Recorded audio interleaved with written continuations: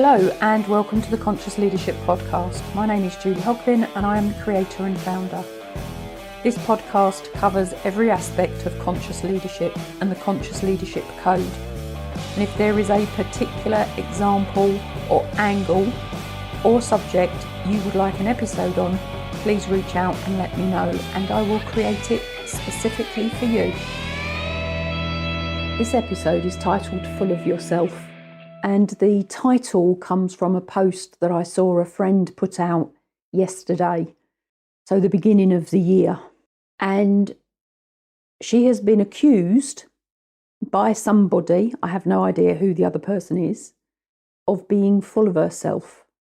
And I read my friend's post and I thought, how interesting is this? And I thought, what is all this about? Now, the person that posted the post, I know, has made phenomenal strides in the last year with her health, which includes both her mental health and her physical health. She openly talks about being suicidal 5 years ago. She has been teetotal along with her husband for the last year, with all the pressures that come with being a mum and a wife and running businesses. She's done incredible work with her podcast and her businesses. And as I've just mentioned, she's a mum. She's a wife. I think she's got 3 children. And because she shared her message and her journey, and I'm going to say she shares her message and her journey, warts and all, she tells you the downsides as much as the upsides, someone informs her that she is full of herself. And I just thought, wow. But you know what? I am not surprised. And it led me to do a little bit of research today because initially what came into my head was something called the tall poppy syndrome. I don't know whether you're aware of it. I don't know whether you've heard of it, but it is something that is present in life. And the tall poppy syndrome, which was the initial one that sprang to mind, is where people attempt to cut down those that stand above them, figuratively speaking. Now, the only way we can put somebody above us is if we are doing some form of comparison of ourselves to them. And when you think about it, people may have more money, they may have more followers, they may have, more friends. But actually, we can all have that when we choose that that is what we want. Another phrase came to mind, which was the green-eyed monster. And that is another way of referring to jealousy. And that, again, can spring into action when comparisons are made. So green-eyed monster is around being envious, about being jealous, being in a comparative state to somebody else. And that has been spoken about since Shakespeare first wrote about it in Othello. And then sour grapes. When somebody claims not to want something, often because they're envious of someone else who has it. So they say they don't want it because they haven't got it.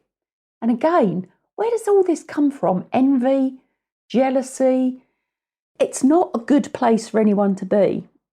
And then the bitter pill. I took a few of these when I was a kid. I don't anymore because I look after my health. And my unconsciousness, I've not been ill for a very long time. But the bitter pill is something that's hard to swallow. And often it's hard to swallow when we talk about it in the context of being full of yourself, is because you think that you should have what the other person has, and possibly you think about that without needing to do the work. So it's going to fall in your lap. And because it doesn't, you have that bitter pill to swallow. And then the good old classic, keeping up with the Joneses, keeping up with the next door neighbours, keeping up with the peers. And for whatever reason, realising that you're not keeping up. Although you are trying to maintain the same level of possessions or status or whatever it is that the comparison is against. And quite often, that comes out of envy or competition. And again, comparison. So the next door neighbour's got, the brand new car, straight off the forecourt, and you're driving around in a car that's 10 years old. When we're not secure in ourselves, we can compare. I then did a little bit more research And the final phrase that I sort of came up with and found was that envy eats nothing but its own heart. And I'm going to say that again because it can be so true. Envy eats nothing but its own heart, which is a very old saying. And it sort of suggests that envy, jealousy, whatever name, label you want to put on that feeling of whatever that feeling is that envy consumes the person from the inside out and brings them absolutely no happiness. Now, what I can say is that the person who expressed the thought, "you are full of yourself," is basically eating themselves up with comparison from the inside out. Now, comparison is fine when it's a healthy comparison which spurs you on to do more, to be more, to give more of you to the world, and to support and challenge others. And as individuals, as humans, we grow on that cusp of balance of support and challenge. And we've all got our network that does that for us. Comparison is not a useful exercise when it leaves you feeling negative, not only about yourself, but those you are comparing yourself to. Now, I would suggest, and I don't know who the person was that wrote the initial comment or made the initial comment, but the person that wrote that phrase, "you're full of yourself," felt and thought that in a way they were better than my friend, and they were better than my friend because they were keeping quiet about their success or achievements, or they were just downright thinking that my friend should not express what she expressed. And I can tell you wholeheartedly from the bottom of my heart that that is faulty thinking. Now, I'm writing a book on success thinking currently, which was why this has really spoken to me this morning and yesterday. I clearly woke up, I slept on it last night, I woke up this morning and thought, I have to do a post, I have to re-engage with my podcast. So this is my first episode for a while. For those of you that follow me know that. But faulty thinking serves no one. Now, we don't always know that we are faulty thinking, and what is faulty thinking to one is not to another. But until we know what we don't know, and we know about ourselves what we currently don't know, so it's hidden, those faulty thoughts can hold us back. So here's some thoughts. We all need to learn and share more. It helps others to know it is possible. So we can be the leader, we can be a light, we can share, we can open the world up, we can open our business up, we can open our life up, we can open our family up, we can open ourselves up by sharing and learning from those that share. We all need to learn to value ourselves more, without a doubt, 100%. It is our human right. So learning to value ourselves is one of the key things we need to do. It's not selfish, it's selfless, because if we value ourselves more, it's proven we can value others more. So this is vital if you are in business, if you are in relationships, and that of course includes yourself, but if we're in relationships, if we're in business, if we have teams, if we are leaders, if we are managers, if we are parents. We all need to learn to admire others and applaud their success. Let's not cut them off at the knees. Let's applaud their success. Let's learn from them. Find out what they're doing to be successful. And then we all need to learn from those doing more for themselves than we are. And please remember on all of this, nobody's perfect. Nobody's got it 100% because we are all in balance. We get supported, we get challenged, we get the good stuff, we get the not so good stuff, we get the happy stuff, we get the sad stuff. We are all in balance. And we need to learn and celebrate and express success in all its forms and applaud others quietly or loudly in any way we can. We need to learn to get out of that negative cutting others down and into the positive raise everyone up. Change your thinking and change your life. Now, to change your thinking, you need to know that your thinking is not as good as it could be. And of course, we get into habits with our thinking. You could be a negative thinker or a positive thinker. You could be an opportunist thinker, or you could be a nothing ever happens to me thinker. You could be a lucky thinker or a thinker that never believes that luck will ever happen to you.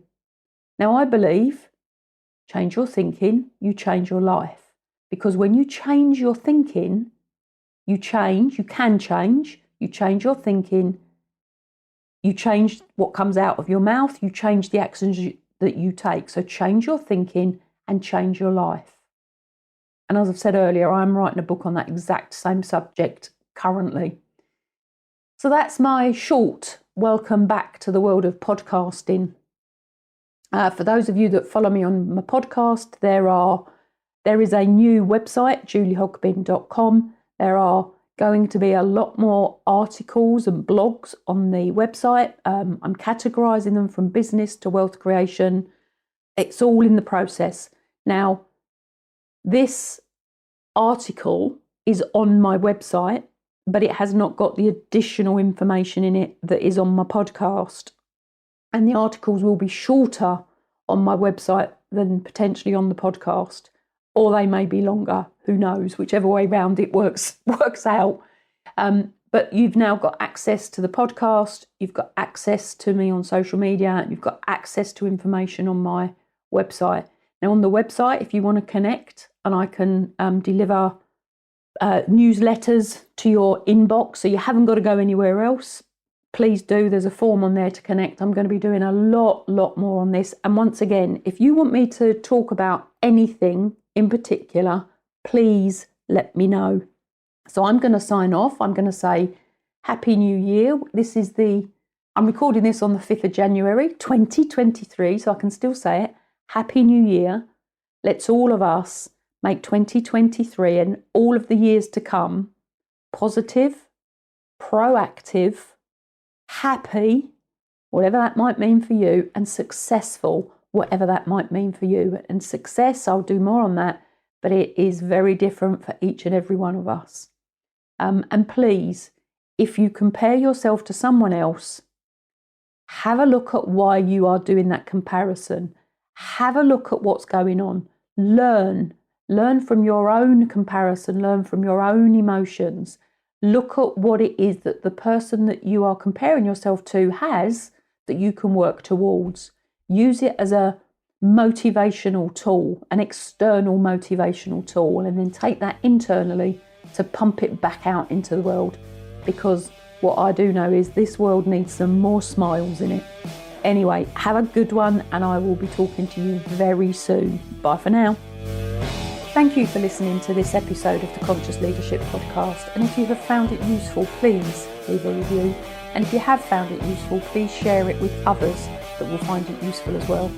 If you want to know more about my publishing, please follow me through to the Amazon author page. And if you would like to follow me on any of my other social media channels, please do, which also includes a YouTube channel.